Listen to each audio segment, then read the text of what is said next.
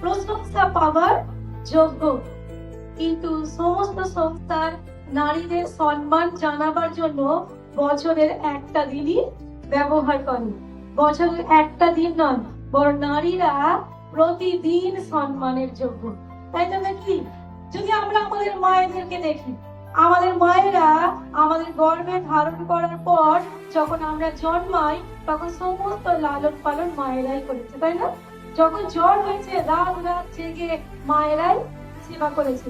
আর যখন আমরা মা হয়েছি তখন আমাদের সন্তানদের জন্য আমরা তাই করেছি। কত বোনেরা পরিবারের অন্যায় অপমান অত্যাচার সহ্য করে দিনের পর দিন কাটাচ্ছে, তাই তো নাকি? আমাদের এখানে থাকা কত বোনেরা একটা দিন ছিল যারা প্রতিদিন চোখের জল ফেলত, তাই না?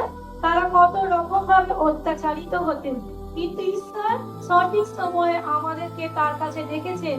সেজন্য বাইবেল আমাদের বলছে সুন্দর ব্যবহার ছলনা করতে পারে, সৌন্দর্য স্থায়ী নয়, কিন্তু যে স্ত্রী লোক সদা প্রভুকে ভক্তিপূর্ণ ভয় করে সে প্রশংসার যোগ্য বা প্রশংসা পায়। তাই আমার প্রিয় ভাই বোনেরা মায়েরা সবাই যদি আমরা ঈশ্বরের প্রতি ভক্তিপূর্ণ ভয়ের সাথে জীবন কাটাই তাহলে ঈশ্বর আমাদের সবাইকে সম্মান করবেন।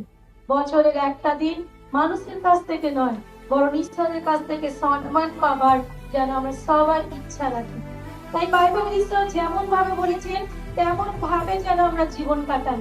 একটু আগে আমরা কয়েকটা মহিলার সম্পর্কে শুনলাম যাদের নাম পবিত্র শাস্ত্র বাইবেলে লেখা আছে।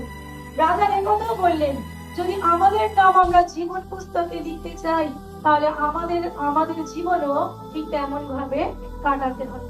তাই শুধুমাত্র ছলনাপূর্ণ ব্যবহার নয়, শুধুমাত্র আপনাকে কত সুন্দর দেখতে একটা সুন্দর শাড়ি পরে আপনি ভবন আসছেন তা নয়, ঈশ্বরের প্রতি ভক্তিপূর্ণ ভয়ের সাথে প্রত্যেক দিনের জীবন যদি আমরা কাটাই তাহলে ঈশ্বর আমাদের সম্মান করবেন। আর যখন ঈশ্বর আমাদের সম্মান করবেন তখন সাথে সাথে পৃথিবীর সবাই আমাদেরকে সম্মান করবেন, কারণ সম্মান ঈশ্বরের কাছ থেকে আসে। যদি আমরা তার প্রতি ভক্তিপূর্ণ ভয়ের সাথে জীবন কাটাই অর্থাৎ ঈশ্বরের আরাধনা ঈশ্বরের প্রশংসা আর যেমন ভাবে তিনি বলছেন তেমন ভাবে যদি আমি চলি, বিশেষ করে যদি আপনারা নীতিবচন বা হিতোপদেশ 31 অধ্যায় 10 থেকে বাকি 31 পদ পর্যন্ত পড়েন, সেখানে পরিষ্কার ভাবে লেখা আছে গুণবতী স্ত্রী সম্পর্কে।